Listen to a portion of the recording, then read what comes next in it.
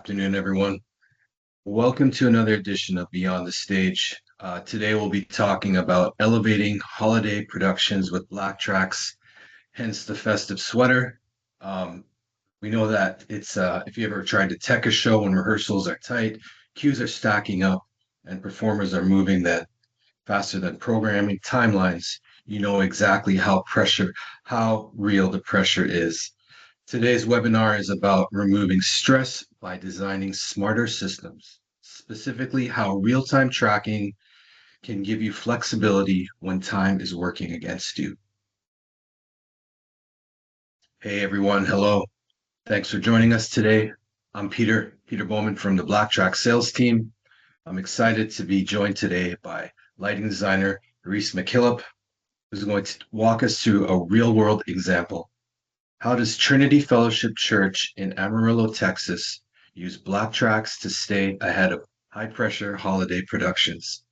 I would like to also add that Trinity Fellowship Church is one of our oldest clients. They've been using BT exclusively since 2013, I believe. Reece, thanks for being here, man. Please let our guests know who you are, expand on your experience in the live entertainment world, and how long you've been at TFC. Absolutely. Thanks for inviting me, Peter. I grew up at Trinity as my home church, and I've been on staff for 14 years. Started volunteering a few years before that. Started out on camera and just kind of saying yes to things and growing from there. Kind of worked in every discipline of the industry at this point, but lighting is my first love, and really love programming and executing shows. Yeah, I went to college for broadcasting and worked at a local summer stock theater doing all sorts of special effects and everything in traditional theater things in that amphitheater. Spent a summer out in California interning for PRG. Got to see that side of the industry there. Uh, Decided I didn't want to go on tour after that summer, so that's why I really enjoy staying here at home and working at my church here. Uh, so yeah, That's great, Reece. I mean, you bring a wealth of knowledge. I feel like you still have the curiosity and the experience now to help lead a team at your church. I will quickly add to the guests online. We'll push all our questions to the end when we'll have a Q&A with Reece. Feel free to drop them in the chat now or drop them later on. But yeah, we'll get to those a little bit later. In case people who are not familiar with Trinity Fellowship Church and the kind of productions you guys are supporting, especially during the holiday seasons. Maybe you can expand on that a bit, Reece, for us. yeah, absolutely. So we've changed a lot over the years. Our space is very flexible. We do our regular weekend services. We used to do even Saturday night services where we took the in the round room and draped off half of it and essentially turned it into two unique spaces. We also have done conferences over the years, large men's, women's, couples conferences, marriage conferences, where we do special set designs, bring in guest artists, guest speakers, big programmed out shows, things like that. Uh, yeah, and our regular Sundays right now, we are still meeting in our old auditorium. That's more of a traditional space, and then copying the same service programming to the larger space. So that's a unique challenge that we deal with week after week. Yeah. Yeah. So it sounds like you guys have a varied scale of type of production where you'll utilize the space in a smaller, more intimate setting, and then when you need to get large, you can just expand out. Um, are you guys predominantly using volunteers for your staff, or do you have in-house staff as well? So we have a production team across broadcast video, audio, and lighting of 7 full-time staff right now. Hmm. That's grown and shrunk over the years. But we do on any given weekend between camera operators and video control and front of house. I counted the other day. We we need right now 20 to 25 volunteers every weekend. And that gives them an opportunity to not have to do it every single Sunday. They're rotating in and out, and also our staff as well, getting some weekends off, Yeah. and not be burning the candle week after week continuously because Sunday's always coming and we never have a break. Yeah, for sure. And I guess, it's a great way to mentor young people, young Reese's, if we can want to say, and give them some real world experience. And then, like you said, take a little bit of pressure off the staff as well, because like a farm, the churches keep going every week. There's no weekends off, right? Um, so yeah, in terms of, some of the things we hear from clients, from churches, touring shows, live events, is that holiday schedules compress everything. So we have fewer rehearsals, more moving parts, and higher expectations. So with that being said, heading into the holiday Reese, and into your holiday productions, whether it's Christmas or Easter, what are your biggest pressure points that your team typically faces from a lighting and a programming standpoint? Yeah, so when we come to our regular Christmas production that we do every year, it's actually three that happen on during our regular Sunday programming, and it's 3 weeks in a row. So we can do weeks of rehearsals up to the first one, but then it's a quick flip around to that Sunday afternoon straight into tech for the next one. And just coming into the season is always tricky to get the team's headspace into because we get kind of into a flow of doing the same thing every Sunday all year long, and then this mixes it up, and it's remembering how to get creative and work through rehearsals and introducing a whole lot more volunteers and all the special cueing and everything that happens.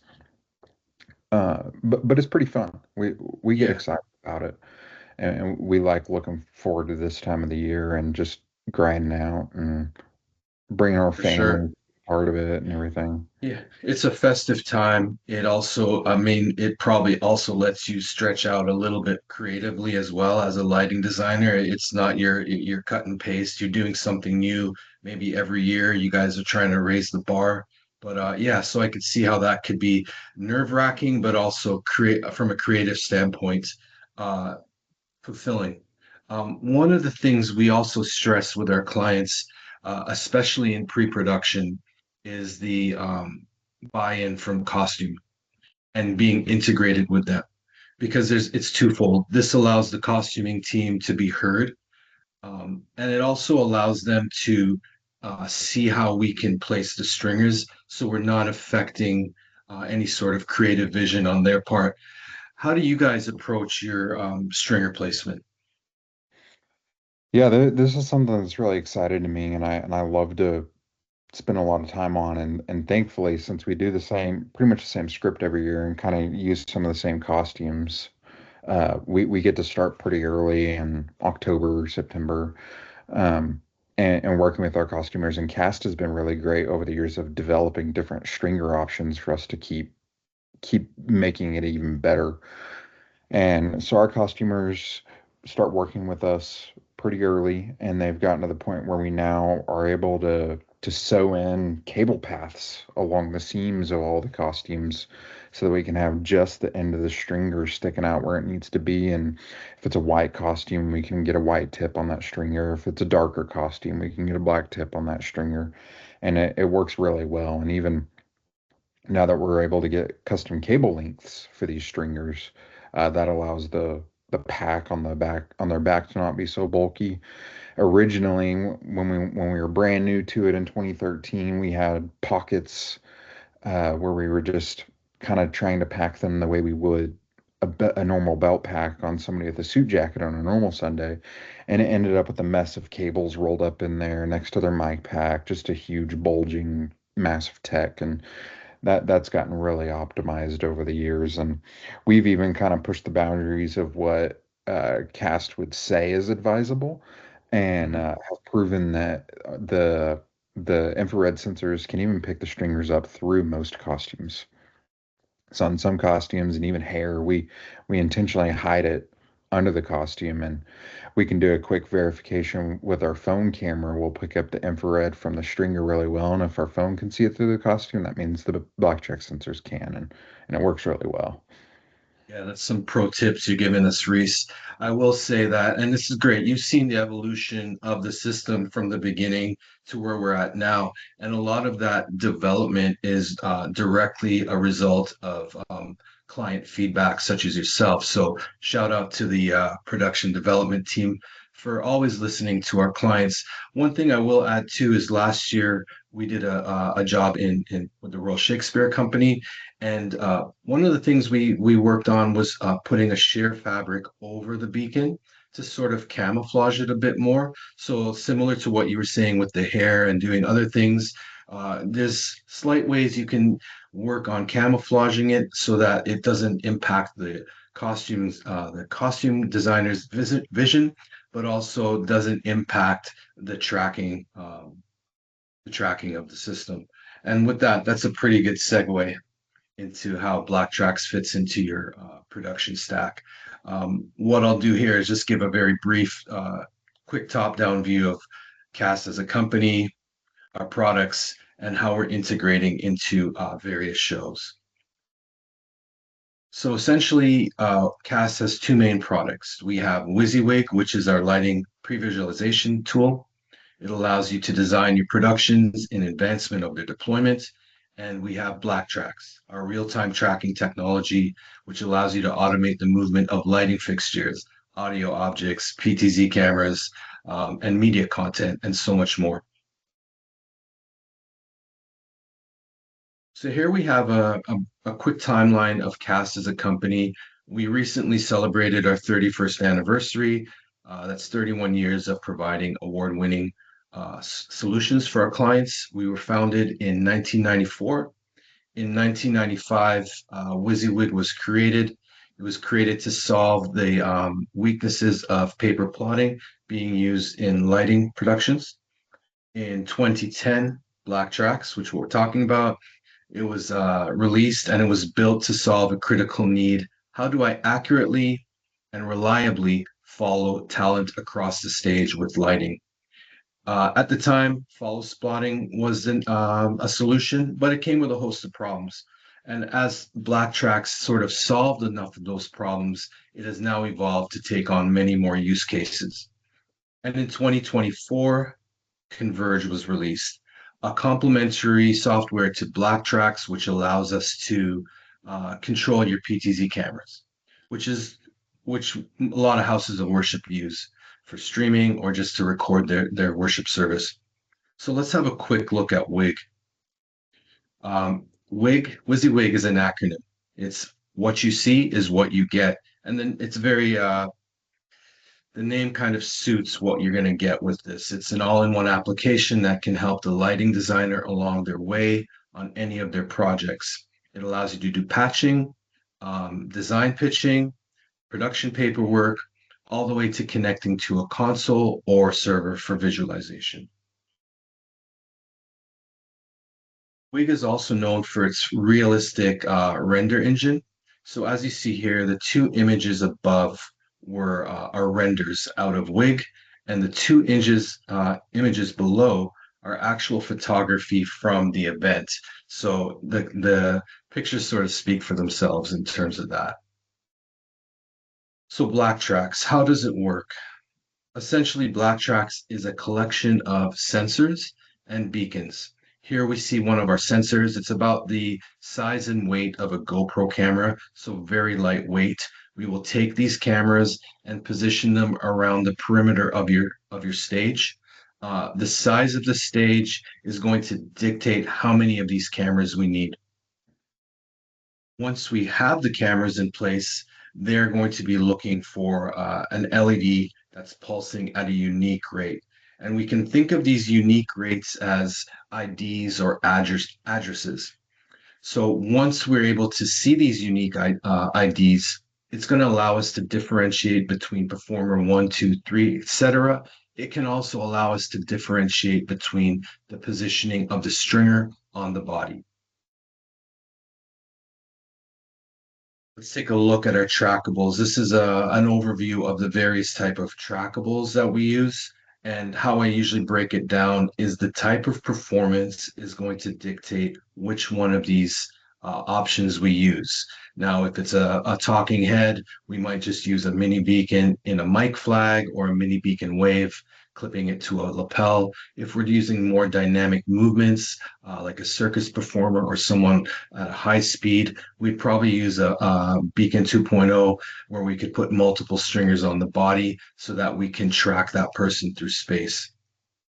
Speaking of space, we're tracking 3D and 6D positional data. It is a vision-based system, so we need to have at least two or more of our sensors seeing the LED pulse, and that's going to allow us to track the position of the person or object. Like I said, we do need direct line of sight. I would also like to mention that BlackTrax has a very powerful functionality called continuous calibration. And as the name suggests, the system is using the LEDs in place to continuously calibrate your system. And an example of this would be a number of our permanent install clients. They routinely only calibrate their system once every 6 months. And I don't always say that as a practice that you should always do, but I say it more as a way to highlight the fact that we don't always have to calibrate a system after every performance. It gives you a bit of flexibility. I know Reece will get into this a little bit later. And speaking of Reece, I'm going to kick it back to you right now. Um, so let's talk a little bit about how BlackTrax ended, how you became a longstanding client with BlackTrax. What led you guys to explore real-time tracking in the first place? Why did BlackTrax make sense? And maybe you can give us a little context on the Wybron autopilot.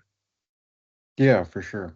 So our in the round space opened in 2008, and there were several challenges with it. The goal of it being in the round was to have as many congregation members as close to the person on stage as possible, and it really does feel that way. So this is about a 4,000 seat room. I actually just measured again the other day because I was curious. But compared to our old 90s in stage theatrical room, the distance from the back seat to the stage is in that 1,200 seat room is the same as the back seat to the stage in this 4,000 seat room, just wrapped in a circle. So that's really great. It's a really, really positive thing for engagement of the congregation and the church. Now, I I have heard some of this third party because obviously I was in middle school whenever the building opened. Um, but there were some original fully conventional rig designs for this stage, and I'm actually very thankful none of that was implemented. There was an opportunity for the church to buy out a huge used gear sale and get an all moving light rig in 2008, which is really unheard of, especially on EOS consoles and full network DMX in the mid 2000s. But with that, there were still positions kind of loosely infrastructure installed for traditional fall spots in case that became a need. But since we got the moving lights, it was looked into to get the automated tracking. And at the time, as Peter said, the Wybron's autopilot was the best option available on the market. And I remember learning from the LD at the time, he was calibrating that system once a week, and it still wouldn't work great. And it was an RF based system. And even though you would think RF operates outside of the the spectrum that we can actually hear in, there were constant issues with it. For example, in a situation like the picture you see on stage, even if a person was standing still right there, as soon as the drummer would crash on the cymbals, the lights would react to that and jump across the room. So that was a constant issue from day one. So I know our production leadership at the time was heavily involved in the industry and digging in, and got to be a part of the early beta of BlackTrax as soon as it became available, and it was a hands down.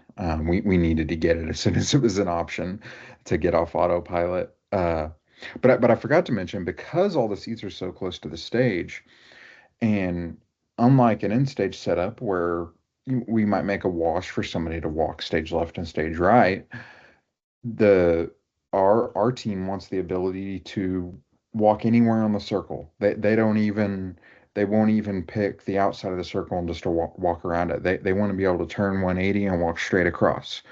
So it has to be a full wash across all those dimensions. And if we were to do that with conventional fixtures, it would the angles would blind everybody in the first three rows, which is not really an option for the church environment. We don't want to detract from the speakers with people having to stare directly into the lights.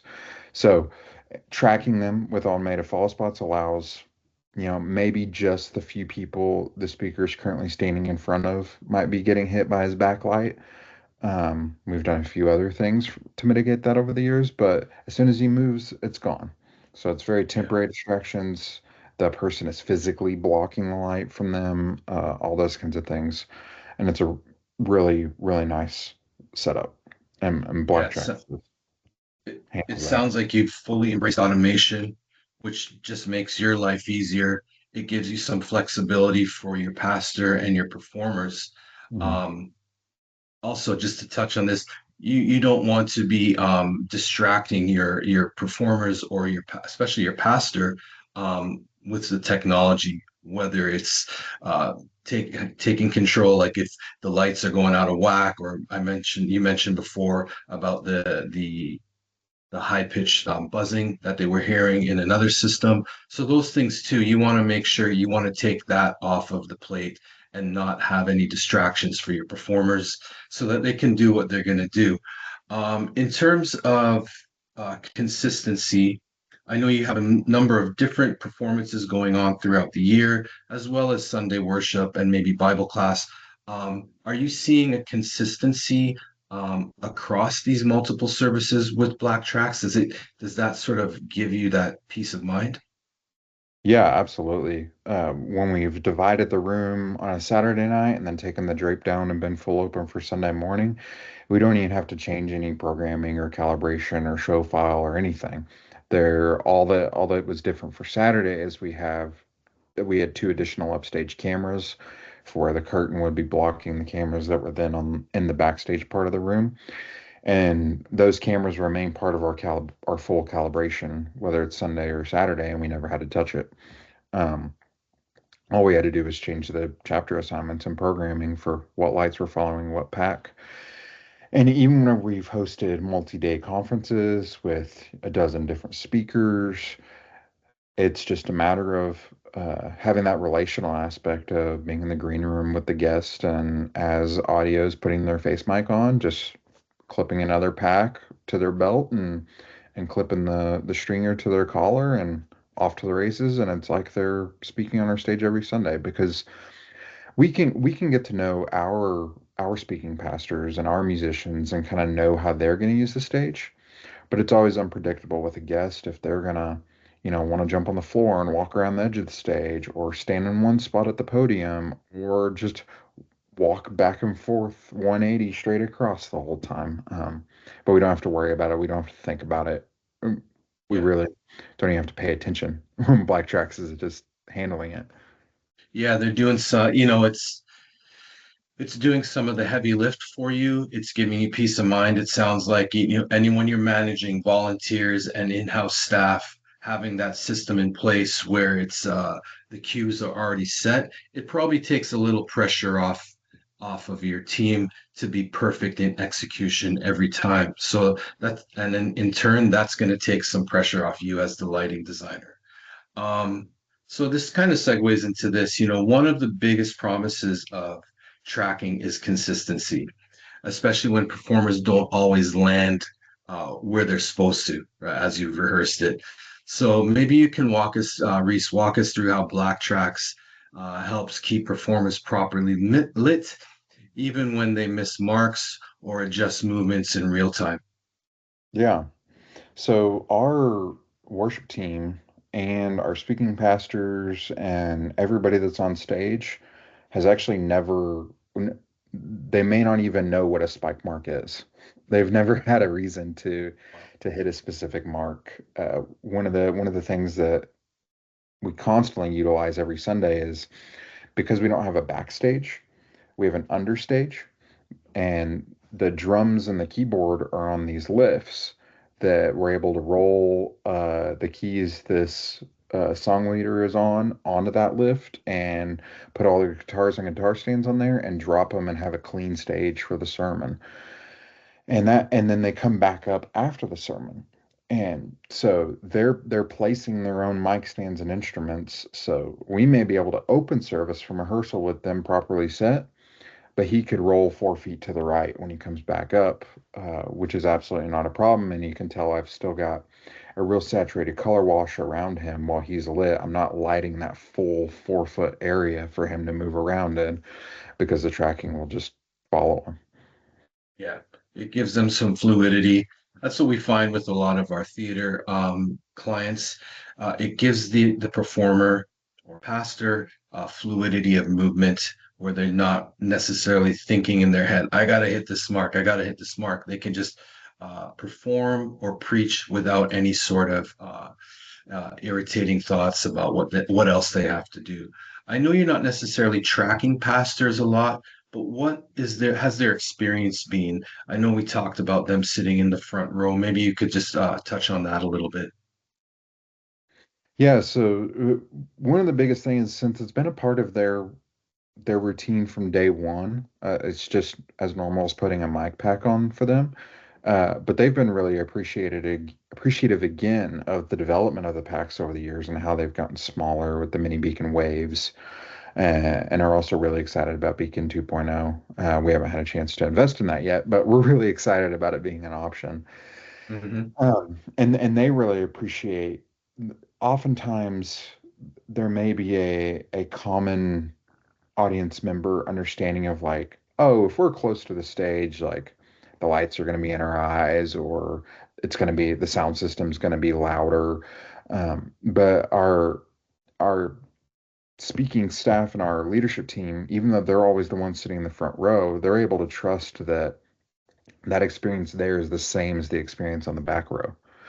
They're not having to think like, oh yeah, I'm blinded and everything, but I hope everybody else in the room is not. No, that they can know that that what they're seeing is consistent. Hmm. Really appreciative of No, that. no, that's great.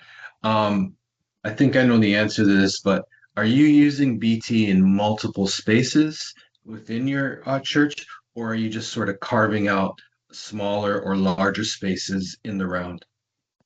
Yeah, we only use it in this one room. But like I said earlier, it easily becomes multiple rooms anyway. We decide to curtain it off or put LED walls up, that kind of thing. All the cameras where they are can just pick Okay. them up. So yeah, you're really utilizing that space, and it sort of goes back to the fact that BlackTrax is a scalable solution. So smaller spaces, bigger spaces, all you just need to do is maybe add sensors, or you already have the sensors in place, which allows you to shrink down to make a more intimate setting if you need be, or if you want to have a big spectacular pageant, let's say. So another thing we hear a lot, especially from teams using projected backdrops or projection mapping, is fear. One wrong move, one wrong focus, and you suddenly have an expensive problem. I guess what I'm trying to get at is how does tracking help you protect your projection map surfaces or backdrops and avoid those oops moments where a light swings across projected surface. As we know, light on a projected surface is like kryptonite. Maybe you could talk about your experiences there. Yeah, for sure. So the Saturday services that we used to do were projected on a screen like this in this photo every single Saturday.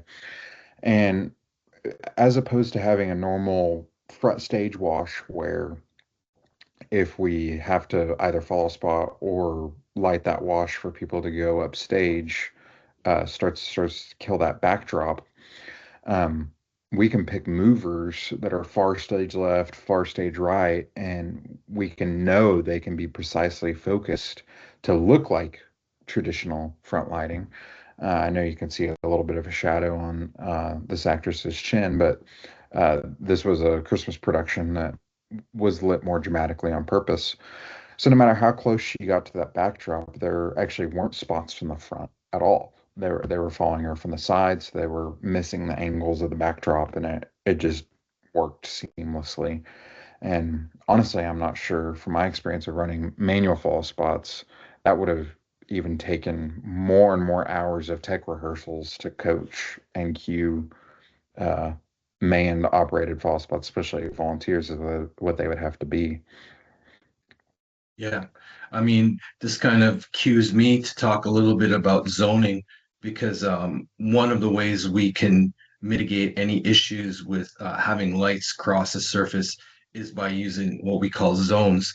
Um, we either can have a dynamic zone or a static zone. So a static zone, kind of what we talked about last week or yesterday, Reese, is when you had your performer coming in from the back of the house, and as they crossed a certain imaginary line that you had dictated, it would trigger the lights to start following him down the aisle. Similarly, for a projected map surface or an LED wall, we could wrap a dynamic zone around that surface so that lights would never cross that path. So just different ways of using the tools to help you as a lighting designer. In many ways, I view BlackTrax not just as an automation tool, but a creative tool as well. And it seems like you guys are using it in that instance as well.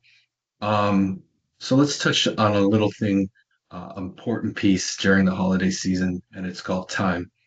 When time is short, which it always seems to be during these type of productions, how does BlackTrax change your programming workflow compared to traditional queue-based approaches? Yeah, for sure. Um, Sometimes I actually wonder if I've got a bit of a handicap as an LD because I don't have that theatrical experience of, building multiple cues within a scene to follow uh, actor blocking for wherever they are on the stage. Because I can just program the one look and then BlackTrax takes care of the blocking. For example, this kid in this photo, he's a volunteer in school. He's not a professional actor, and he was in rehearsals up to 3 days before the performance, just getting coached on delivering lines and stuff. And all I had to do was make sure a pack was in his costume to follow him around, and it didn't matter if he stuck downstage or decided randomly to do his monologue from stage right. Um, it all worked out okay, and everybody could follow him. And kind of like you mentioned with that opening sequence, right now we have this LED cube above our stage, and we open this show with a video. So everybody in the room, including me, would be not blinded, but we wouldn't be able to see what's going on stage because the video screens are brighter than the stage, which is good because we wanted an actor to uh, be able to come out and be ready to speak and not be seen until they're delivering their lines and lights come up on them. But also because the LED walls were illuminating the whole room, you could see their movement as they came out on stage. So we had to wait for these screens to go black, at which point none of our eyes are adjusted to seeing them come out. So we would never know when he had reached that point on the stage where we should bring lights up on him. So rather than having a three cue sequence to time out, the video ending, stage manager giving him the cue to come out from backstage, to him hitting his mark, to him stopping on top of the stairs, I just had the one cue and told BlackTrax, when he crosses this point, bring the lights up. And it worked perfectly every time. And I remember I actually programmed that in between 5 minutes in between tech run throughs. So even our tech run throughs don't look like traditional cue to cues, where the artistic team is worried about us going through every cue. We just get 5 minutes to adjust timing and a little bit of programming and run through the whole thing again for talent. And it's great. It's awesome. It sounds like BlackTrax is like a superpower for you, and it's speeding up your tech rehearsals and just making your life easier. One little takeaway from that for me, hearing you talk about this young actor, still developing their style, still learning how to act.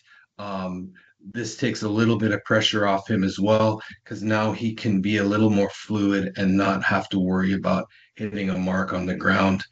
Because this tool can help him with that. So yeah, so we're also helping the actors inadvertently. Um, but we also hear from clients or people who are interested or talking to us about it. They're like, yes, the in BlackTrack sounds great, but how hard is it to deploy? So maybe you can tell our viewers, Reece, what's your experience been like with the installation, calibration, and how much effort is actually involved to keep things running like clockwork every week? Yeah, it's really not as bad as people say, and I've gotten those questions too. Luckily, we had good drawings of our space, and people know CAD and Wig and everything, and because BlackTrax uses a version of Wig to pull in a drawing of your space to have a starting point of where things are, people think that has to be all precise and measured for the system to work, but it actually doesn't. The calibration process takes care of all of that. I've done small little setups for trade shows and stuff where I intentionally, just to see what can be done, I intentionally don't put any drawing in. I just connect cameras and drop a light in the space. And as long as the light's not sitting on the floor pointed up in the drawing or vice versa, hung pointed down if it's the other way, uh, just calibrating the cameras and then the system places the cameras where it knows they are to each other and the floor and then calibrating the fixture and you can watch as the fixture calibrates it's moving it around in the drawing on the fly till it's positioned properly and it knows where it is. The only reason you would need those precise drawings is knowing where other things are in your space like LED walls and things like that don't necessarily affect the lighting tracking, but you may want to be able to draw zones around it. But even if you don't have that, I've drawn these zones like for that actor hitting their mark with a quick trial and error, just having somebody up there with a pack. Like I'll drop the cylinder into BT Wig and have them walk in and out and go, okay, that's like 3 feet more upstage than I want it, and I'll drag it 3 feet downstage, have them walk in and out. Okay, that's good, and it's a real Mhm. quick trial and error thing. So it So really, sounds like you guys have. Oh, sorry. Were you going to say something, Reese? yeah, really, just having all the cameras just plugged in with Ethernet cable, it allows any technician to really run that because it's real generic, just network switch stuff.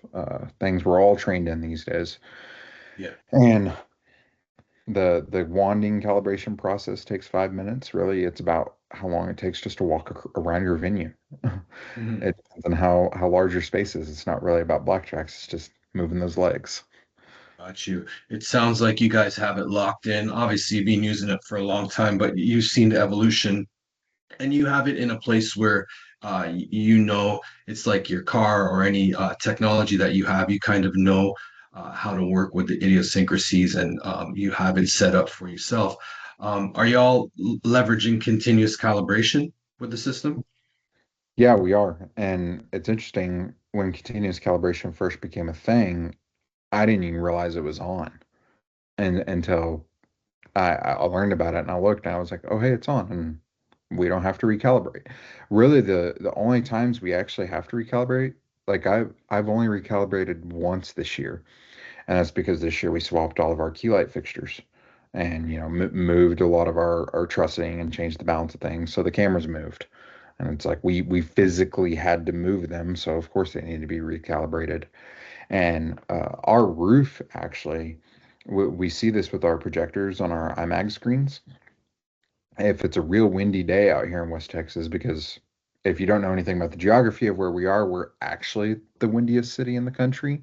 Um, Whenever Chicago gets that title, it's really just talking about their politics. Hmm. So our roof shakes up and down, and we can see our projector images move. So we know those cameras are constantly moving, and we just don't even notice anything in the lights because of that continuous calibration. Yeah. That's an awesome testimonial. So it sounds like you got your calibration routine or lack of one. Um, Going on. If it's not, you have continuous calibration, and then you'll calibrate as needed if you're moving some lights or a sensor gets hit or something. In terms of the team roles, do you have someone who's sort of handling BlackTrax on a day-to-day or responsible, or do you have people, do you have a number of people coming in and filling those roles as needed? Anytime it needs to be recalibrated, it's either me or my assistant. We both know how to do it. It's an easy thing. When it comes to uh, working with it in weekly programming, I have multiple cue lists set up for different worship leader packs or speaker packs that can be put out. Um, so those don't even have to be reprogrammed every week. It's just triggering whichever queue list is ready to go. So our volunteers honestly are not trained in it much because they don't need to be.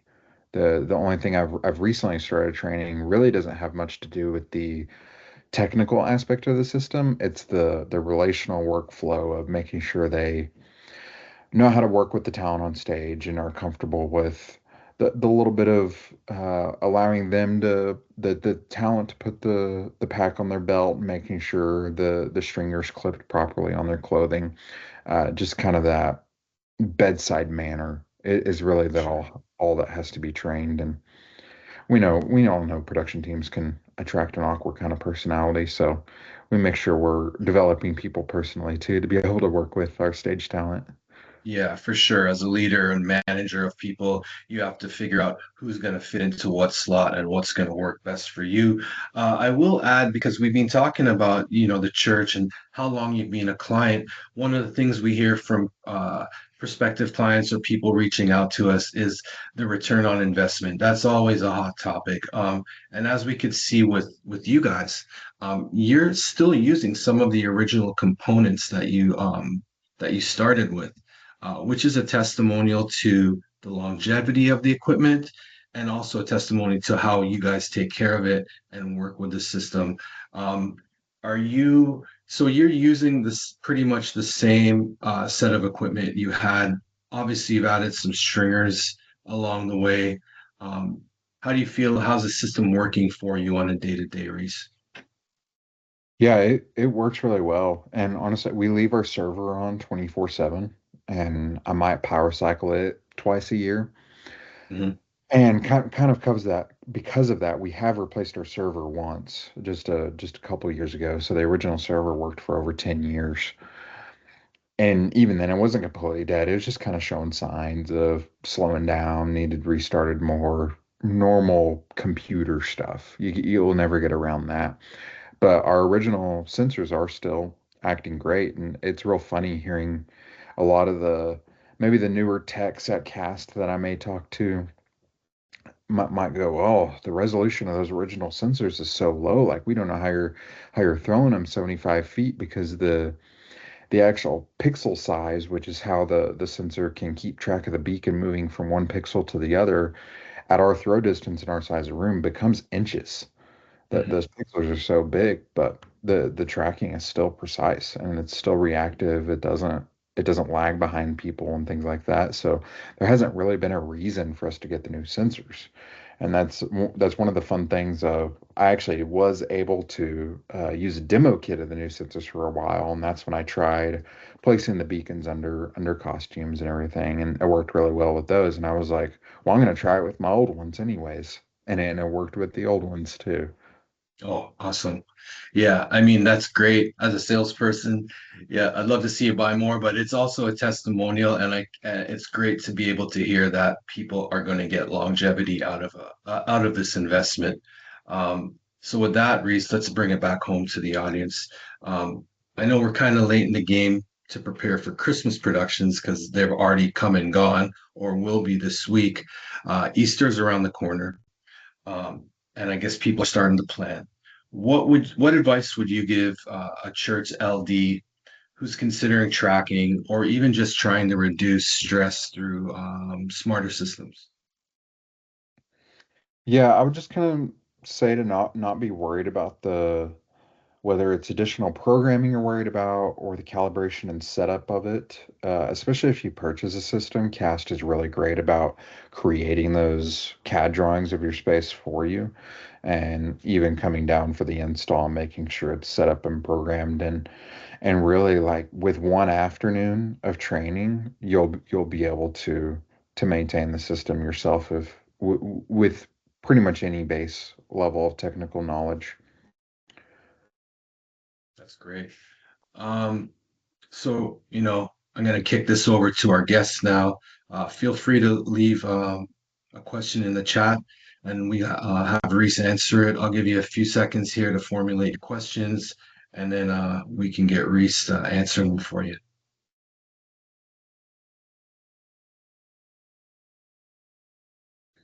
And also, if you don't want to submit a question now, you can reach out to us after and we'll happily get those questions to Reese or one of our team will answer.